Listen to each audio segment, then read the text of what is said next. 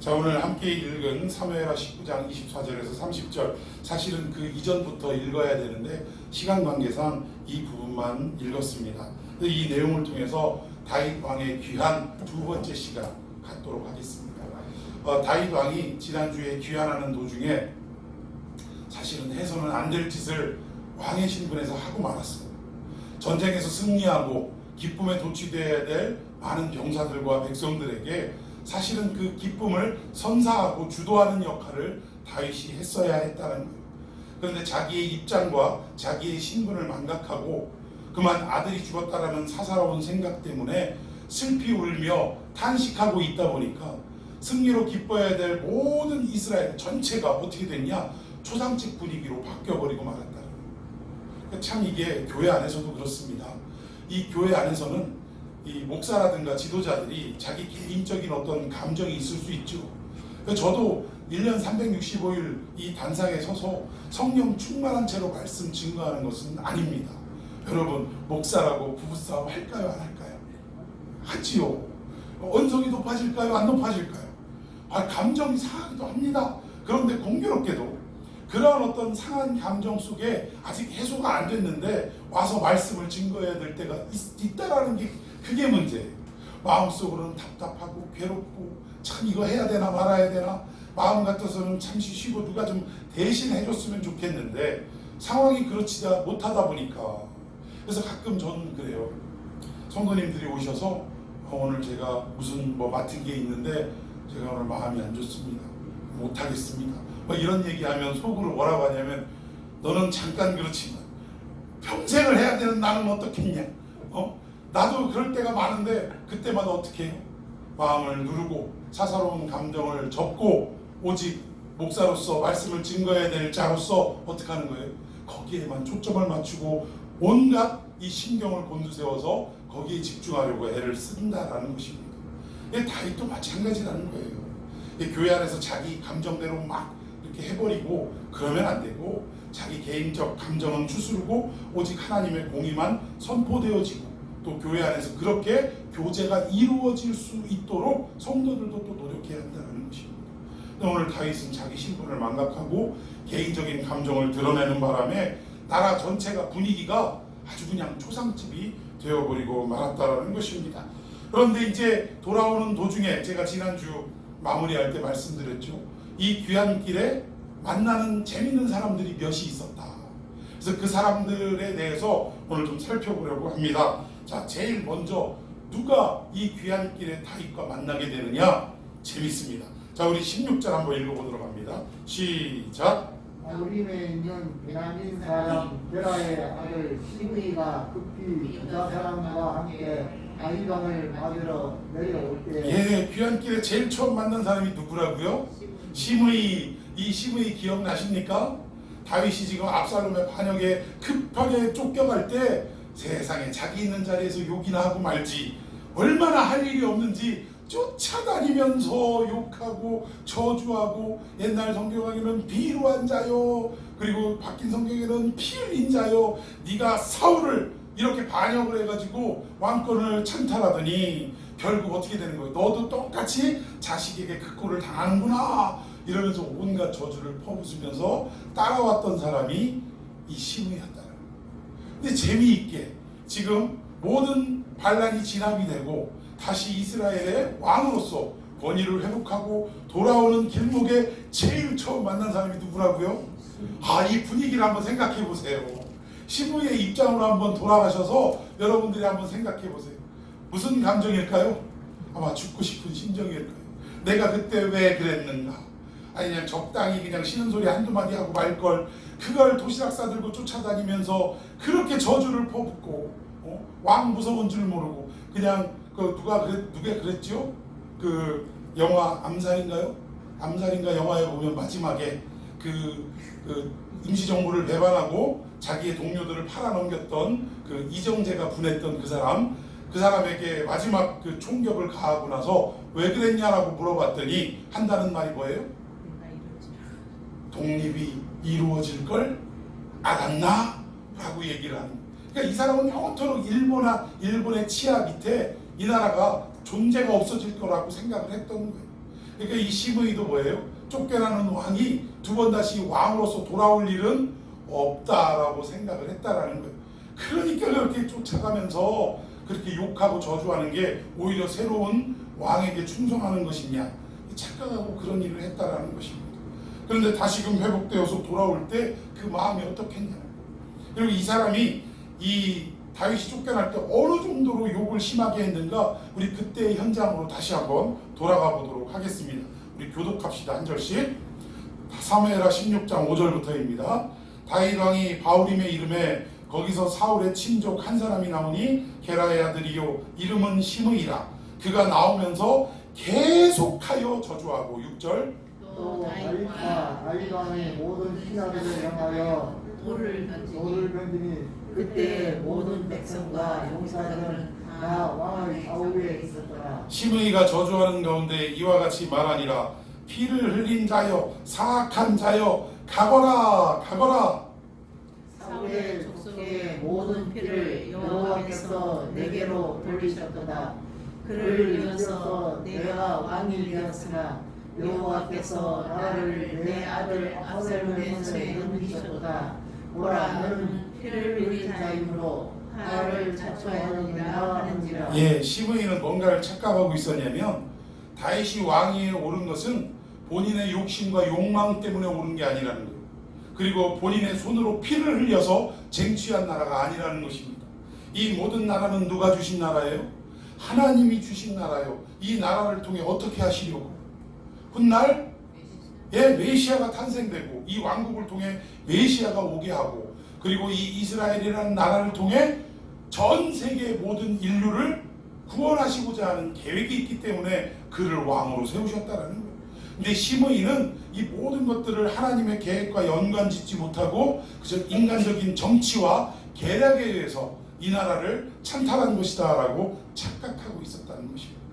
그러니까 우리가 인생 살아갈 때 우리 앞에 수도 없는 사건이 벌어지지만 이 믿는 사람들은 이 사건이 도대체 하나님의 어떠한 계획이 이 속에 숨어 있는가를 보려고 애를 써야 된다. 즉 인간적인 어떤 관계로만 모든 것들을 치부해버리면 이렇게 시므이처럼 실수를 범할 수 있다는 것입니다. 자, 우리 9절 제가 읽겠습니다. 스루야의 아들 아비새가 왕께 여짜오되 이 죽은 개가 어찌 내 주 왕을 저주하리이까? 청하건대 내가 건너가서 그의 머리를 베게 하소서 하니 10절. 왕 이르되 스루야의 아들들아, 내가 너희와 무슨 상관이 있느냐?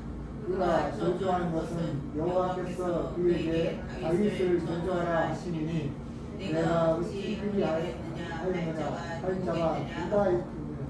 또 다윗이 아비새와 모든 신하들에게 이르되 내 몸에서 난 아들도 내 생명을 헤아려 하거든 하물며 이 베냐민 사람이라 여호와께서 그에게 명령하신 것이니 그가 저주하게 버려두라.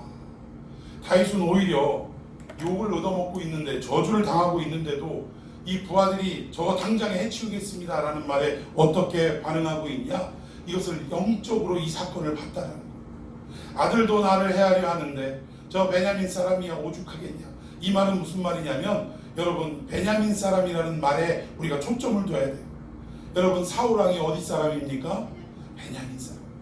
그러면 사울 왕이 모든 왕권을 실각하고 자살하고 죽었다는 거죠. 그리고 나서 그 후에 다윗이 왕이 되었으니 다윗을 향한 감정이 당연히 좋지 않다라는 거예요. 자기의 일가 친족인 사울이 왕권을 잃어버리고 오히려 다른 지파인 유다 지파인 다윗이 왕이 되었으니 시므이의 마음에 얼마나 어떻게 보면 한편에 복수심 같은 것도 있었을 거예요.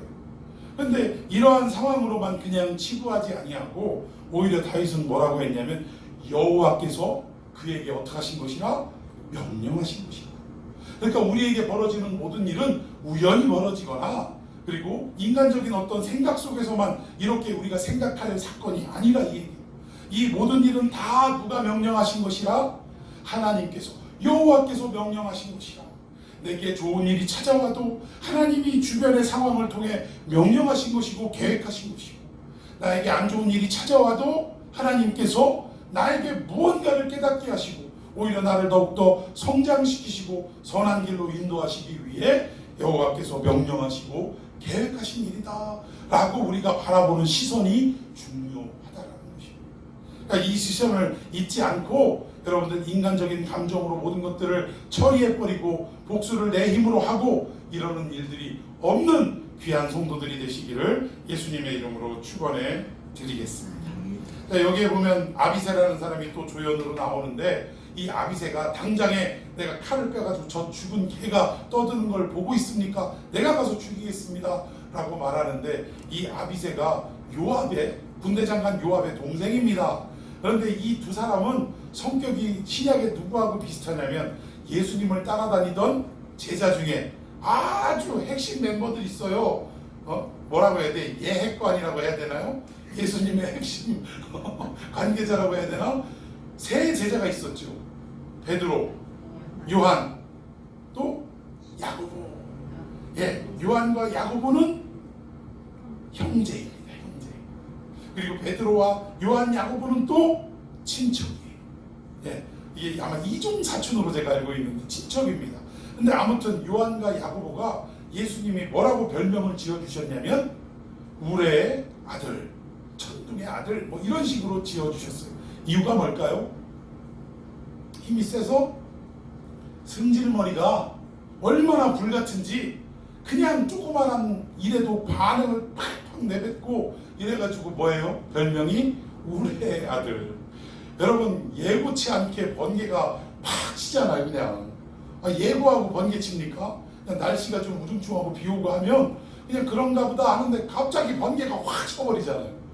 그러니까 예측하지 못하는 그 타이밍에 이런 어떤 우레와 같이 그냥 성격이 확 나와버리니까 그러니까 별명을 우레의 아들이라고 했는데 여기에 나오는 아비새도 상당히 이 요한과 이 야고보와 비슷한 성격이 아니었나 싶습니다.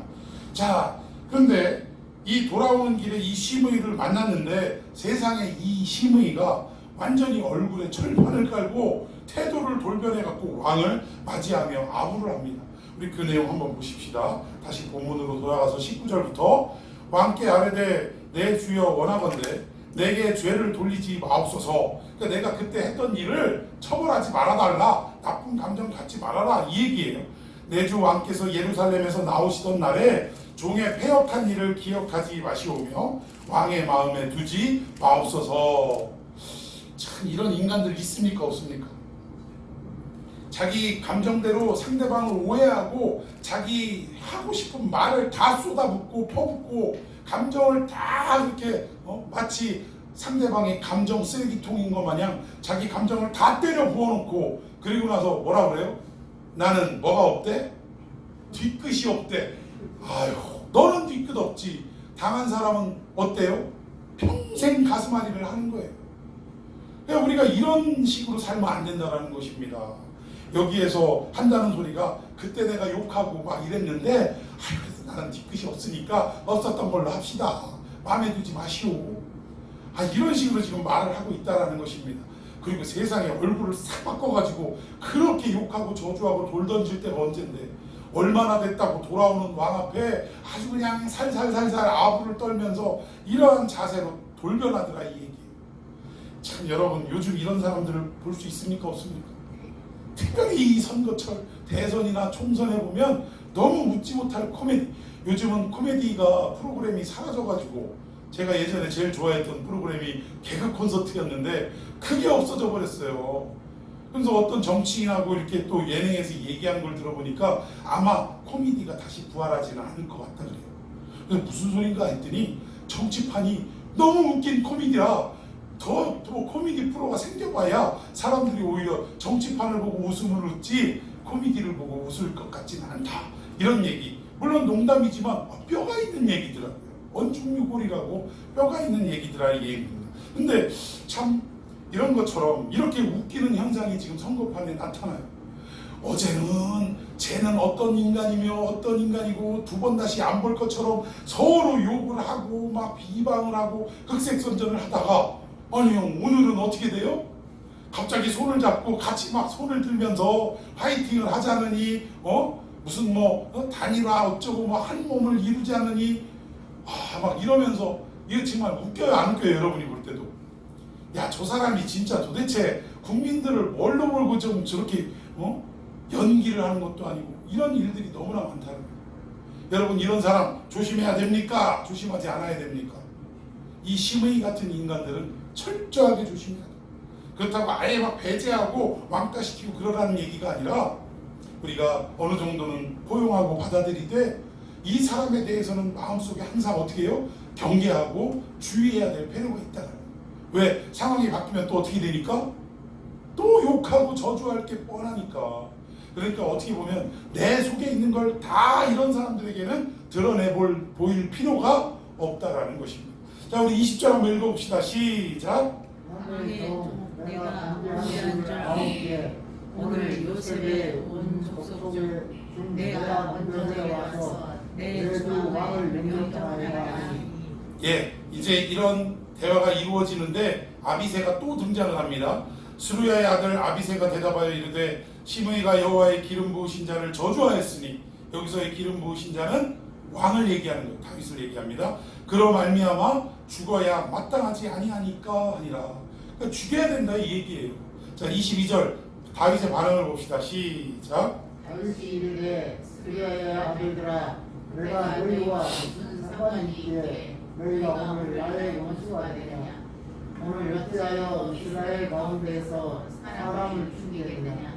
내가 오늘 이스라엘의 왕이 된 것을 내가 알지 못하리요. 23절 왕이 시므이에게 이르되 내가 죽지 아니하리라 하고 그에게 맹세하니라. 예, 다윗은 시므이를 어떻게 합니까? 용서했다는 거. 당장 죽여도 시원치 않을 이 시므이를 그는 넓은 마음으로 포용을 했다라는 것입니다. 그런데 과연 이 다윗이 완전하게 그를 용서했느냐?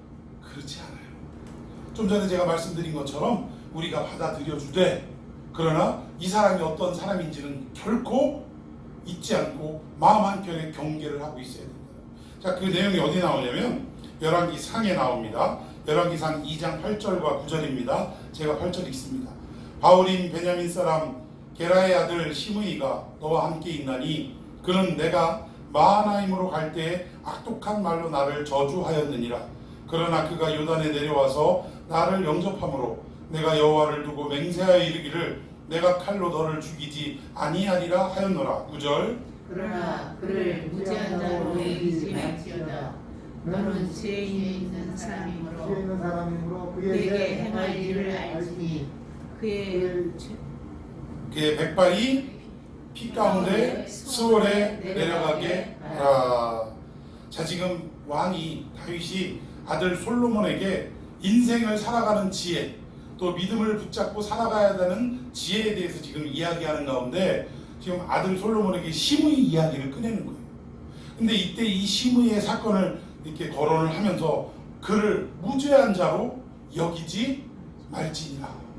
그를 용서하고 살았지만 그러나 마음 한켠에 이런 자를 조심하라 라고 이렇게 솔로몬에게 가르치고 있다는 것입니다. 그리고 그 죄가 그 무죄한 자로 여기지 말고, 그리고 그에게 행할 일을 알아야 될 텐데 그가 나중에 또 약속을 어기고 잘못을 하고 또다시 이러한 짓을 저지르면 어떻게 해야 되냐? 그의 백발을 어떻게 하라는 거예요? 피를 묻히라 이 얘기예요. 스올로 내려가게, 지옥으로 떨어져 가게 하라. 이렇게 분명하게 가르쳤다라는 것입니다. 그래서 결국 이 솔로몬은 이 시므이에게 어떠한 명령을 내리냐면 가택 연금이 아니라 그래도 좀 자유를 줬어요. 예루살렘 이 도시 연금을 했어요. 그러니까 집안에뿐만 아니라 이 예루살렘 안에서는 얼마든지 활동할 수 있도록 자유를 줬다 이 얘기예요. 그러니까 우리식으로 얘기하면 우리나라 전체에서 이 대전 땅에서는 얼마든지 왔다 갔다 할 수 있다. 이 정도면 사실은 연금이라고 할 수도 없죠. 자유를 완전히 준 거죠. 단 이 대전이라는 이 도심지 바깥으로는 넘어가면 안 된다라는 이러한 어떤 철저한 명령이 있었다라는 것입니다. 그런데 이 시므이가 이런 용서를 받고 이런 어떤 대우를 받고 살아갔음에도 불구하고 인생을 살아가다가 그만 자기 집에 있는 종이 노예가 도망가 버리고 말았어요. 여러분, 노예가 도망갈 때는 우리가 이런 것도 생각해 봐야 돼요.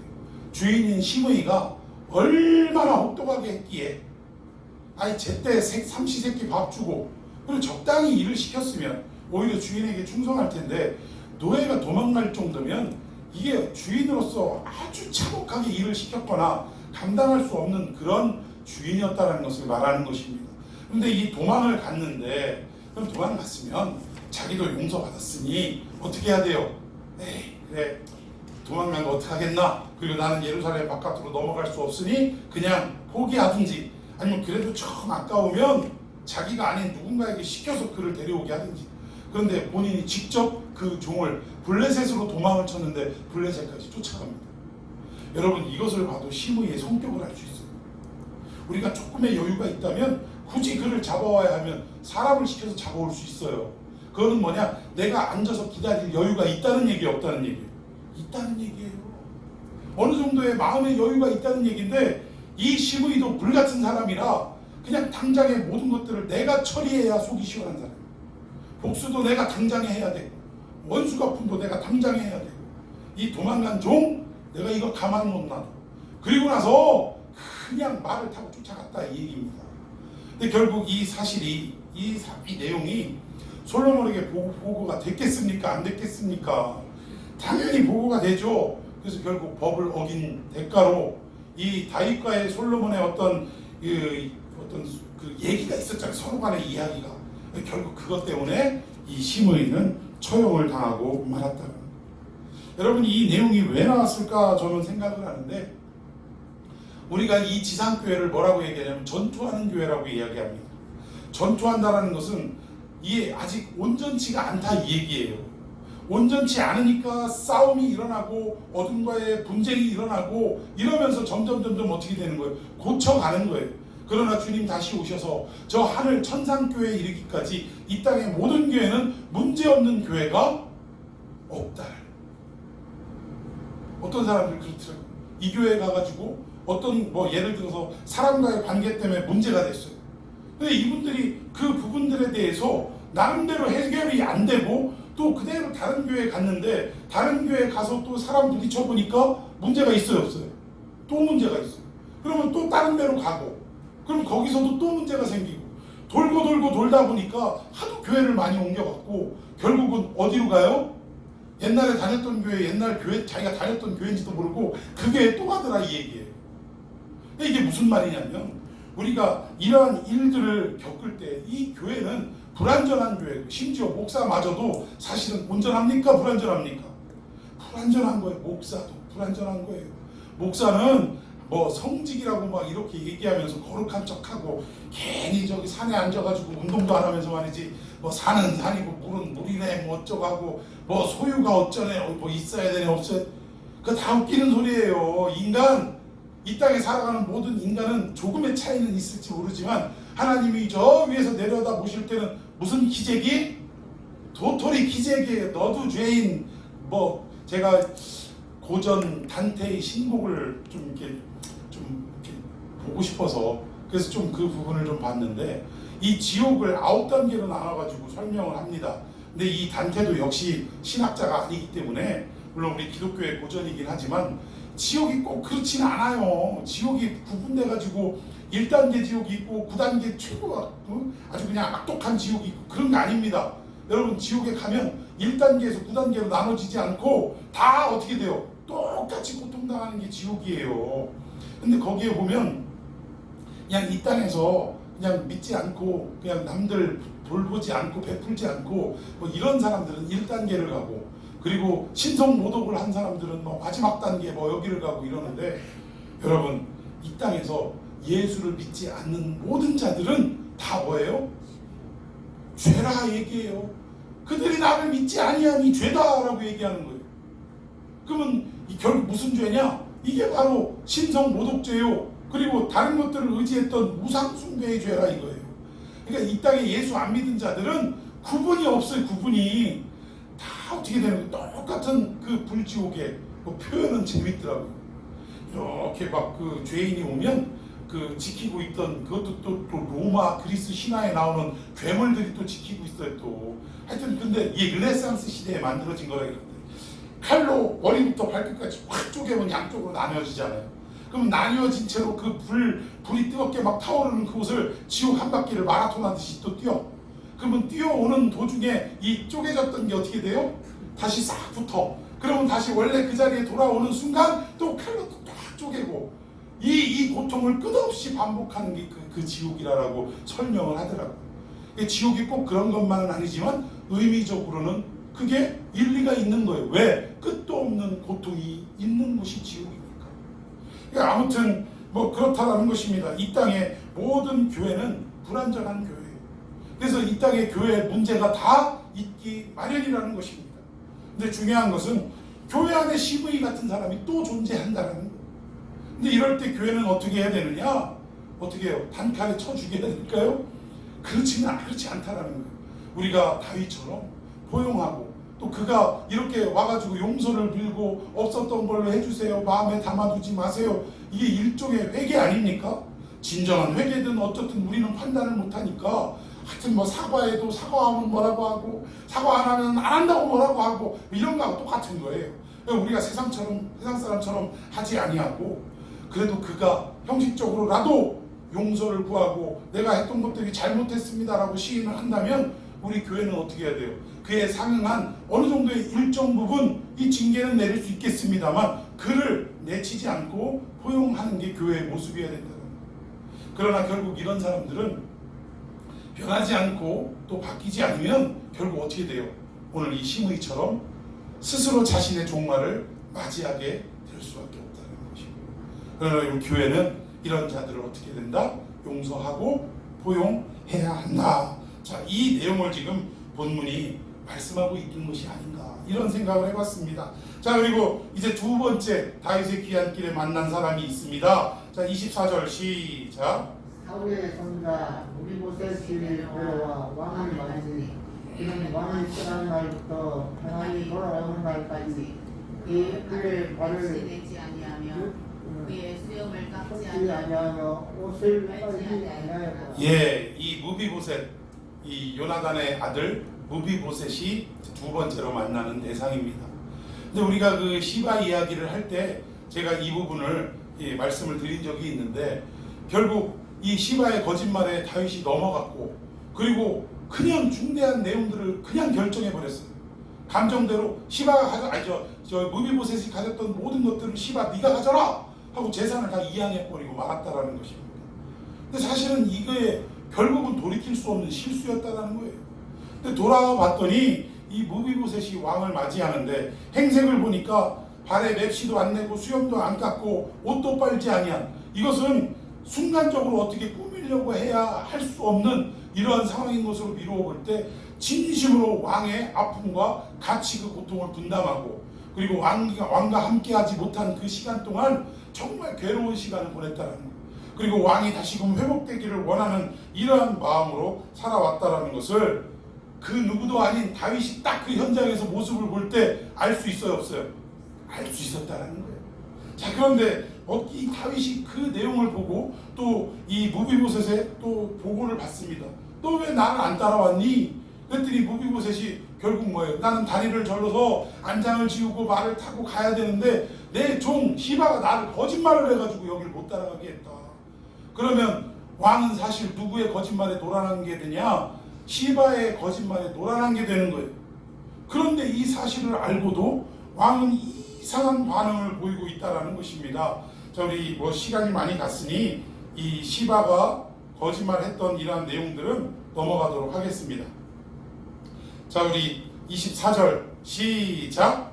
사울의 손자 무비보셋이 내려와 왕을 맞으니 그는 왕이 떠난 날부터 평안히 돌아오는 날까지 그의 발을 멸치 내지 아니하며 그의 수염을 깎지 아니하며 옷을 빨지 아니하였더라. 예루살렘에서 와서 왕을 맞을 때 왕이 그에게 물어 이르되 무비보셋이여 어찌하여 나와 함께 가지 아니하였더냐 하니 26절. 대답하되 내주 왕이여 왕의 종인 나는 다리를 절므로 내 나귀의 안장을 지어 그 위에 타고 왕과 함께 가려 하였더니 내 종이 나를 속이고 종인 나를 내 주 왕께 모함하였나이다. 내 주 왕께서는 하나님의 사자와 같으시니 왕의 처분대로 하옵소서. 28절. 내 아버지의 온 집이 내 주 왕 앞에서는 다만 죽을 사람이 되지 아니하였나이까. 그러나 종을 왕의 상에서 음식을 먹는 자 가운데 두셨사오니 너희 아직 무슨 공의가 있어 다시 왕께 부르실 수 있사오리까 하니라. 예. 아니 참 이게 내용을 보니까 무비보셋은 진심으로 다윗을 사랑하고 따랐던 자라는 게 여기서 판명이 나는 것입니다. 그러면 당장에 왕이라면 여러분이 다윗이라면 어땠겠어요? 시바 너 이리 와! 너 나를 갖고 놀아? 거짓말해? 감히 왕을? 뭐 이러면서 어떻게 해야 돼요? 칼을 빼들고 어떡하든가 했어야지. 근데 도대체 이 시바라는 사람 이름이 왜 시바인지 알 것 같아요. 하는 짓이 하여튼 그래. 근데 이상하게 다윗이 이상한 반응을 보입니다. 우리의 상식적인 생각이라면 당장에 이 종 시바를 처형을 하거나 아니면 무거운 처벌을 했어야 되는데 이상한 이야기를 하더라는 거예요. 자, 29절 다윗의 모습을 한번 봅시다. 시작. 왕이 그에게 이르되 내가 어찌하여 또 내 이름을 말하냐 내가 이르노니 너는 시바와 밭을 나누라 하니. 예, 누구하고 밭을 나누래요? 가만히 보니까 시바가 나쁜 놈인데 내가 속았는데 그래서 이 무비보셋의 모든 재산을 이쪽으로 이양을 해놨는데 뚜껑을 열어보니 다 누구의 잘못이에요? 시바의 잘못인 게 드러났습니다. 그러면 다시 원상복귀를 시키든가 그리고 시바는 처형을 하든가 이래야 되는데 이걸 나눠 가지래요. 다윗이 도대체 왜 이런 결정을 내렸는지 아무리 생각해봐도 결국 결론은 뭐냐? 나이 들어서 해야 할 일을 옳게 분별하지 못하고 지금 처리를 하는구나 라는 것을 볼 수 있다는 거예요. 그리고 이 사건은 항상 이 무비보셋의 입장에서는 어떻게 받아들여야 되냐? 나에게 일어나는 모든 일들이 우연히 일어나는 게 아니라 누가 다 계획하신 일이라고요? 여호와께서 계획하시고 여호와께서 명령하신 것이 아니냐? 이러한 자세와 이러한 어떤 모습으로 우리가 받아들여야 한다라고 했는데 무비보셋이 그랬다라는 거예요. 여러분 무비보셋이 돼보세요. 억울해요 안 억울해요? 무비보셋도 속은 거예요. 다윗도 속은 겁니다. 양자가 다 속았는데 아니 결론이 뭐야? 재산을 나눠 가져라 이러고 있어요. 그럼 우라통이 그냥 치밀어요 안 치밀어요? 이거 말도 안 돼. 아니 세상에 이런 일이 어떻게 일어날 수 있어? 나는 이거 납득 못하고 나는 이거 받아들일 수 없어 인정 못해 뭐 이러고 나올 텐데 한번 우리 무비보셋의 자세를 봅시다. 30절 시작. 무비보셋이 왕께 아뢰되 대수 왕께서 평안히 왕궁에 걸어오시게 되었으니 그로 그 전부를 차지하게 하옵소서 하니라. 아멘. 뭐래요? 나눠 가지라니까 뭐래요? 전부 누구 주래요? 시바 주래요. 여러분 이 감정이 어떤 감정이냐면 아니 나 기가 막히네. 아니 뭐 억울하게 이런 식으로 판결을 해? 아니 됐어요 나 안 가져. 아니 들어와서 안 받아. 이런 감정이 아니라는 거예요. 여러분 이 30절의 이 내용 안에서 이 무비보셋의 마음을 우리가 읽어야 되는데 어떤 마음이냐면 그까지 재산 있으면 어떻고 없으면 어떻습니까? 나는 무엇으로 만족한다는 거예요. 왕이 지금 무사히 귀환하신 것에 나는 그게 좋고 기쁘고 만족합니다. 그거면 됐지. 왕이 다시 오셨으면 됐지. 이까지 재산 뭐가 그렇게 필요하다라고 그렇게 판결을 하시든 뭐 어떻게 하시든 이거는 다 뭐예요? 그냥 시바 주든지 해도 괜찮습니다. 없어도 됩니다. 이런 식으로 지금 반응을 하고 있다는 것입니다. 여러분 우리 교회 좀 이런 교회 되십시다. 나는 어떻게 되든지 간에 나는 여기에 상응하는 어떤 칭찬이나 대가를 받든지 못 받든지 간에 나는 무엇으로 만족하고 무엇으로 기뻐하냐? 아니 예수님이 이 땅에 왕으로 오신 것을 사람들이 깨닫고 구원자로 온 것을 깨닫고 믿기만 하면 그 일을 위해서라면 나는 이래도 되고 저래도 됩니다. 이 땅에서 가난하면 어떻고 이 땅에서 부유하면 어떻겠습니까? 내가 좀 건강하면 어떻고 조금 몸이 약하면 어떻겠습니까? 나로 인하여 어떻게 되기만 하면 예수님이 구세주로 드러나시기만 하면 우리 하나님만 영광을 받으시기만 하면 나는 아무런 상관없습니다. 이런 멋진 고백이 우리 가운데 있기를 예수님의 이름으로 축원해 드리겠습니다. 너무 멋있더라고요. 무비보셋 다리가 절고 온전치 않은 그런 사람인데 여러분 이 사람 다리를 절었는데 한 다리는 어려서 이 유모가 데리고 도망가다 떨어뜨려서 절었는데 또 한 다리는 자기가 살면서 사고를 당해서 또 저런 거예요. 그러면 두 다리가 다 온전치 못한 사람이라 이 얘기입니다. 그런데 몸은 이렇게 온전치 못하고 불편함을 가진 사람이라 할지라도 그의 믿음과 그의 생각은 어느 누구보다도 건강한 사람이었다. 이 여러분, 이 땅에서 사람들이 좀 알아주지 않고 나를 좀 무시하고 내가 가진 것도 없고 배운 것도 부족하고 이런 상황이라 할지라도 주님이 나를 인정해 주시기만 하면, 주님이 영광을 받으시기만 하면 나는 그것으로 만족하나이다. 내 모든 인생의 기쁨은 거기에 있나이다 라고 살아갈 수 있는 우리 참평학교의 모든 본속들이 되기를 예수님의 이름으로 축원해 드리겠습니다. 자, 우리 28절 봅시다. 그 이유를 무비보셋이 지금 또 설명하는 거예요. 자, 28절 시작. 내 아버지의 온 집이 제주 왕 앞에서는 다만 죽을 사람이 되지 아니하려나이까. 그러나 종을 왕의 상에서 육식 먹는 자 가운데 두셨사오니 내게 아직 풍성이가 있어서 다시 왕께 이길 수 있사오니까 하니라. 예, 이 말이 무슨 말이냐면 몰락한 사울을 대할 때, 사울의 집안을 대할 때 다윗의 입장에서는 사실은 정치 어떤 공학적으로 볼 때 어떻게 해야 돼요?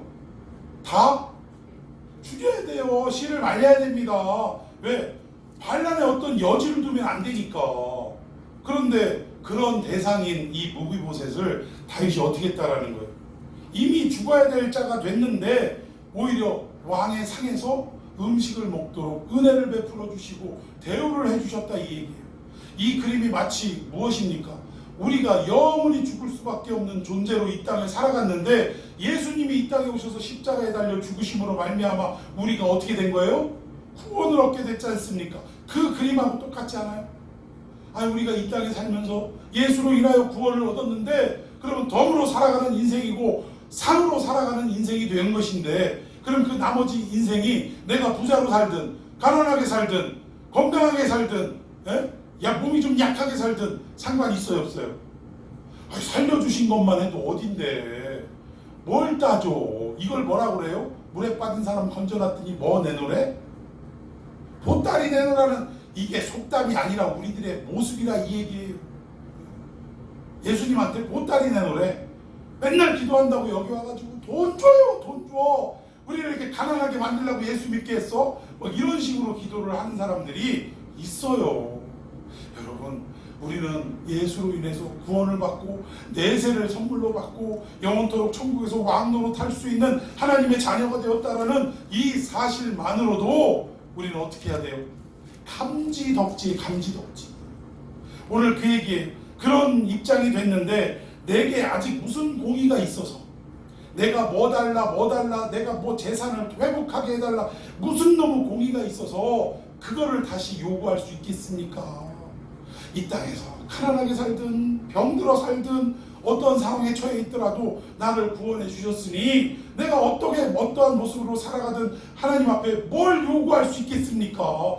처분대로 그냥 살아가겠습니다. 지금 이 고백을 무비보셋이 하고 있다라는 것입니다.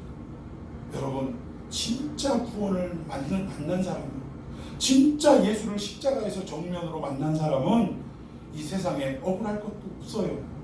가난하다고 너무하시네 할 것도 없고, 병들었다고 참 생각도 안 해주시네 이럴 것도 없어요. 이러려고 예수 믿게 하시는가요? 이럴 것도 없다니까. 그냥 모든 억울함도 없고 고달픔도 고달픔으로 여겨지지 않게 되는 게 진짜 십자가에서 예수님을 만난 사람이에요. 오늘 무비보셋은 물론 구약의 사람이지만 우리 신앙적으로 볼 때 그는 진정으로 십자가의 은혜를 경험한 사람이에요. 다윗의 그 은혜를 경험하고 잊지 못하는 사람임에 틀림이 없다라는 것입니다. 여러분, 이 땅 우리 살아갈 때 물론 많은 이 땅의 기름진 복을 받아서 누리면 감사하죠. 그러나 그리 아니하실지라도 이 다니엘의 세 친구의 고백처럼 그리 아니하실지라도 어때요? 나는 저 신상에 절하지 않겠습니다 라고 고백했던 것처럼 이 세상과 타협하지 않겠습니다. 부를 위하여 내 신앙을 저버리는 이는 없을 것입니다. 이렇게 고백하는 멋진 신앙인이 되시길 예수님의 이름으로 축원해 드리겠습니다. 자, 이제 마지막 한 사람을 또 만나게 됩니다. 그 사람이 바르실레라는 사람이, 자, 제가 31절 읽고 여러분이 32절 읽습니다. 길르앗 사람 바르실레가 왕이 요단을 건너가게 하려고 로글림에서 내려와 함께 요단에 이르니 바르실레는 매우 늙어 나이가 80세라 그는 큰 부자이므로 왕이 마하나임에 머물 때에 그가 왕을 공개하였더라. 예, 이 바르실레라는 사람은 나이가 80이 넘은 사람이에요. 노년의 사람입니다. 그런데 이 사람이 어떻게 행했냐? 지금 압살롬으로 인해서 도망왔을 때, 마하나임이라는 곳으로 도망왔을 때 지극정성으로 다윗을 섬겼던 사람이에요. 먹을 것을 공개하고 그리고 그의 부하들에게도 편안한 안식처를 제공했던 사람이 이 바르실레라는 거예요. 똑같은 마하나임이라는 자리에 떨어졌을 때 시므이는 욕하고 저주하고 쫓아왔는데 바르실레는 오히려 실각한 이 왕임에도 불구하고 어떻게 했다라는 거예요. 끝까지 왕에 대한 충성심을 잃지 아니하고 왕에 대한 그 마음을 변치 아니하고 그를 왕으로서 끝까지 대접했다 이 얘기입니다. 자, 그러면 여러분 논공행상이라는 거 있죠. 이렇게 어려울 때 왕에게 어찌 보면 은혜를 베푼 자였다면 그러면 어찌 보면 어떤 사람보다도 가장 큰 상을 받아 마땅한 사람이라 이 얘기. 아니 내가 그 어려울 때 했는데 아니 그러면 나를 한 자리 시켜주셔야지 라고 요구할 수 있는 입장이었다 이 얘기입니다. 그럼에도 불구하고 이 바르실레는 어떻게 했느냐? 나와 함께 가자 하고 다윗이 얘기해요. 이 얘기는 무슨 얘기냐? 너 나의 가장 최측근이 되라. 다핵관이 되라. 다윗의 핵관이 되라. 이 얘기예요. 근데도 이 이야기를 듣고 바르실레가 뭐라고 하나 봅시다. 왕이 바르실레에게 이르되 너는 나와 함께 건너가자. 예루살렘에서 내가 너를 공개하리라. 34절. 바르실레가 함께 하리되 내 생명의 날이 얼마 있사옵소이까 어찌 왕과 함께 예루살렘으로 올라가리. 무슨 말이냐? 내가 나이도 늙었는데 어떻게 왕의 짐이 될 수 있겠습니까? 그리고 또 뭐예요? 더 이상 나는 오르고 싶은 것도 없고 가지고 싶은 것도 없고 그냥 내게 지금 주어진 이것으로 나는 만족합니다 이 얘기. 그러니까 정치에도 또 이 어떤 권세에도 욕심이 없었다 그 얘기입니다. 그냥 왕을 왕으로서 대접한 것은 나의 본분입니다 라는 이런 자세로 다윗 왕을 공개했다라는 거예요. 그러니까 그의 속내가 여실히 그냥 드러나고 있다라는 것입니다. 아니 너무 멋진 사람 아닙니까? 자, 우리 35절도 한번 읽어봅시다. 시작. 내 나이가 이제 80세라 어떻게 좋고 좋은 것을 분간할 수 있사오며 음식의 맛을 알 수 있사오니까 이 돈이 어떻게 다시 노래하는 남자나 여인의 소리를 알아들을 수 있사오니까 어찌하여 돈이 내 주 왕께 아직도 누를 주리까. 예, 먹고 싶은 것도 없고 갖고 싶은 것도 없고 나는 욕심 없습니다. 오히려 가봐야 왕 앞에 짐이 될 뿐입니다. 이렇게 거절을 했다라는 것입니다. 자, 36절에 당신의 종은 왕을 모시고 요단을 건너려는 것 뿐이거늘 왕께서 어찌하여 이 같은 상으로 내게 갚으려 하시나이까. 37절. 청하건대 당신의 종을 돌려보내옵소서. 내가 내 고향 부모의 묘역에서 주려 하나이다. 그러나 왕의 종 기람이 여기 있사오니 청하건대 그가 내 주 왕과 함께 번영하게 하옵시고 왕의 첨대로 그에게 베푸소서 하리라. 아멘. 여기에 누구를 부탁하냐? 성은 김이요 이름은 함. 한국 사람인가? 김함을 부탁합니다. 근데 이 김함이 어떻게 왕 곁에서 정말 왕의 사람이 될 수 있게 해주십시오라고 부탁을 했다는 거예요. 이 김함이 누구냐면 바르실레의 아들입니다. 나는 그 뭐 어떤 대가를 원하고 왕을 섬겼던 것이 아닙니다. 나의 본분이기 때문에 왕을 섬겼을 뿐입니다. 그러나 한 가지 내게 바람이 있다면 내 아들을 왕과 함께 가게 하셔서 왕의 사람으로 만들어 주옵소서. 그래서 결국 이 김함이 어떻게 되느냐? 자, 30절 봅시다. 아니, 38절 봅시다. 시작. 왕이 대답하되 김함이 나와 함께 건너가리니 나는 내가 좋아하는 대로 그에게 베풀렸고 또 내가 내게 원하는 것은 다 너를 위하여 시행하리라 하니라. 39절. 백성이 다 요단을 건너매 왕도 건너가서 왕이 바르실레에게 입을 맞추고 그에게 복을 비니 그가 자기 곳으로 돌아가니라. 아멘. 여기 김함은 나중에 예루살렘으로 갔다가 베들레헴의 토지를 얻게 됩니다. 그리고 이 베들레헴에서 뭘 하냐면 숙소를 관리하는 사람이 돼요. 그러니까 왕의 어떤 재산, 왕의 숙소를 관리하는 사람이 됩니다. 그럼 여러분, 이 기맘이라는 자는 원래 베들레헴 사람이 아닙니다. 그런데 결국 다윗 왕을 따라가게 이 아버지의 부탁으로 인해서 따라가서 결국 어디 사람이 되냐면 베들레헴 사람이 된다라는 거예요. 여러분, 이 베들레헴은 결국 누구의 고향입니까? 다윗의 고향이에요. 다윗의 고향. 다윗이 이 베들레헴 출신입니다. 그리고 이 예수님의 고향이 아니라 예수님이 태어나신 곳이 베들레헴이에요. 결국 무슨 얘기냐? 이 다윗 일가에 결국 이 기맘이 어떻게 되는 거예요? 편입이 되더라 이거예요. 장차 예수님을 탄생하게 될, 예수님이 오시게 될 이 족보의 대열 안에 물론 이름이 올라간 건 아니지만 그 집안 사람이 되었다 이 얘기예요. 여러분, 이 내용은 무슨 얘기냐? 이 바르실레만큼 사실은 논공 행상에 있어서 가장 큰 상을 나에게 주십시오 할 자가 없다라는 거예요.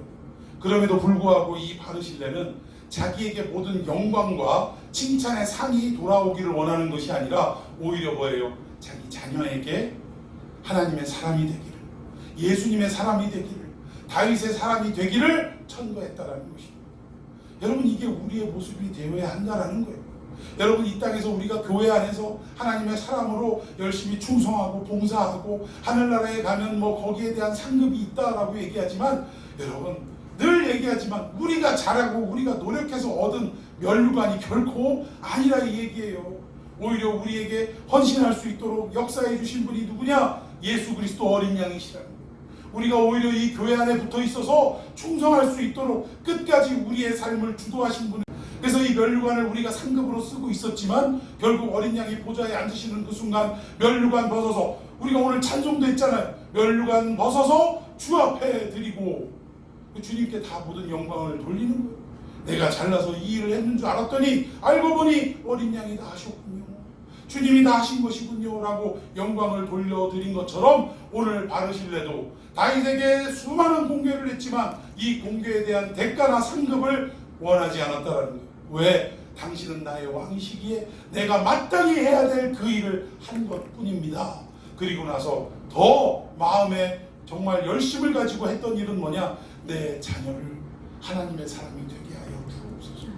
우리의 믿음을, 나의 믿음을 이 자녀에게 전수하지 못했지만, 그러나 우리 주님께서, 다윗 왕께서 이 아이를 끝까지 붙들고 하나님의 사람으로, 이스라엘의 사람으로, 또 다윗의 사람으로 만들어 봐 주십시오 라고 부탁했다는 거예요. 여러분, 이러한 모습이 우리에게 있어야 될 줄로 믿습니다. 오늘 이 다시금 이 귀향길에 만난 이 세 종류의 사람들을 통해서 교회 안에 이러한 사람들이 있는데 과연 우리는 어떤 반열의 사람이 되어야 하겠느냐? 시므이 같은 사람이 되어야 하겠느냐? 아니면 무비보셋이나 바르실레와 같은 사람이 되어야 하겠느냐? 여러분, 각자 판단하시고 또 우리가 각자를 돌아보면서 끝까지 선행에 힘쓰고 섬김에 힘쓰고 선교에 힘쓰는 저와 여러분이 되기를 예수님의 이름으로 축원해 드리겠습니다.